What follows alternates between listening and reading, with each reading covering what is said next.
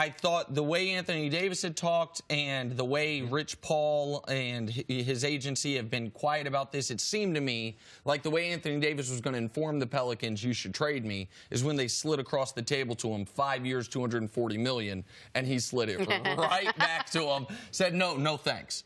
But by doing it now, it forces their hand to have this discussion. If he is going to leave us in a year and a half, we are almost assuredly going to trade him in this offseason. Should we do it early?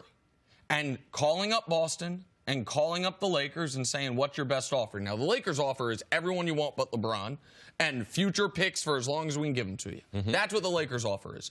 Boston's offer is a little more complicated. Yeah, very tricky and sensitive. Right. Because, so Boston can't trade for him this year unless they were to include Kyrie. It's a weird thing. You just have to trust me about the designated player thing. They can't have Anthony Davis and Kyrie both on the same contracts they're on. They could trade for him this offseason when Kyrie signs a new deal, but Boston is essentially eliminated from trading for him right now.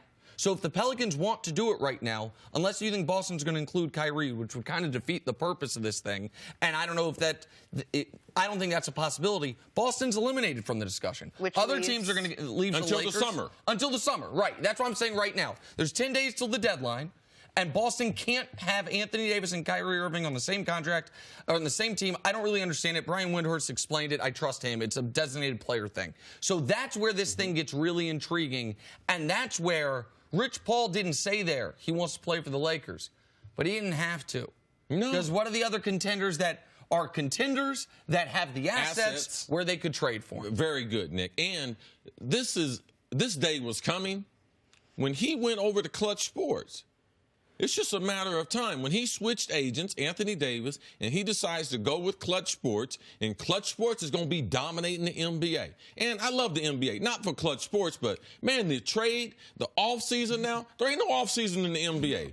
And now if they don't trade Anthony Davis, because we thought it was just a foregone conclusion, the Warriors three-peat, KD, him and Steph, who gets the MVP in the finals, free agency for summer of 2019. Oh, no. We got it cooking before the trade deadline, before the All-Star break. So, for me, huge advantage for the Los Angeles Lakers. Not only him deciding to go with Clutch Sports, but making this announcement, he forces that the Lakers have the advantage in getting him until this summer. And the other part, sorry to interrupt you, Jenna, New Orleans is the team most disappointed by when they hear this. Yes. The second most disappointed team, though, is Boston. Boston desperately wanted this to last until the offseason. Because in the offseason, Kyrie signs a new deal, and there's no longer that prohibition on them being on the same roster. And then they can have the conversation that they would have is, hey, if we don't have an assurance from Anthony Davis that he's going to sign an extension here, would we still include Tatum? What would our package be? But Boston would know we can trump. If we want to go all in, we can trump anything the Lakers offer. Because you could argue that Boston's got a couple assets better than the Lakers' best asset. And NBA fans, you shouldn't be surprised by this, because if you follow Nick Wright, Nick Wright's been saying for the last 9 to 12 months, this is the new normal in the NBA. NBA stars forcing their way out early. Out of teams. We first saw Paul George do it. Then we saw Kawhi do it. And now we didn't think AD would do it until the summer, but now this is the new norm. Guys pushing away more money, just saying, I want to go to a different destination. The money's so big that we thought they would care more. Right. What's the difference between $240 million and $200 million? Well, it's $40 million. But for guys at this level superstar that have another 8 figures coming in every year in a shoe deal, that also are thinking about legacy, like, you can turn down that money. And the phrase for it, Jenna, is there's free agency, and I didn't coin this phrase, but I like it a lot. This is pre-agency.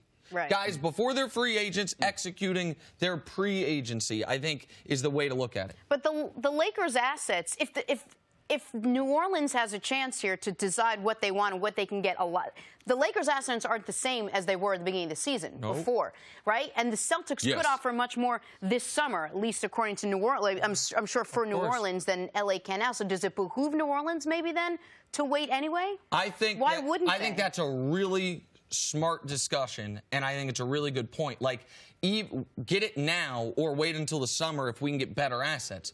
The risk they would run is this, that Anthony Davis, by the time the summer comes along, says, hey, I just want the whole world to know I'm only signing an extension with the Lakers. So similar to what Kawhi. Remember how depressed the trade market was for Kawhi? Because teams were like, man, it's going to be a one-year rental. He wouldn't commit. He wouldn't commit.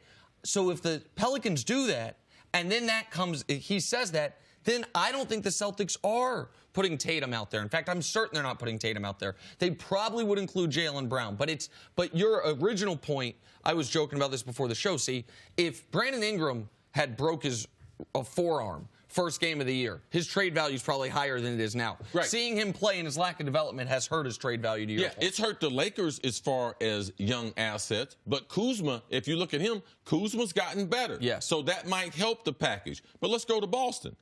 Tatum and Brown, they have not helped themselves this year either. Now, not as much as Ingram, because we saw them in the playoffs playing at a high level. But the Celtics in year number 2, the younger players are not necessarily enhancing that package, even though they have significantly more to offer the Pelicans and the Lakers. Again, I'm going to make this point for the third time, because people I know watch a bunch of shows, get a bunch of information from different people.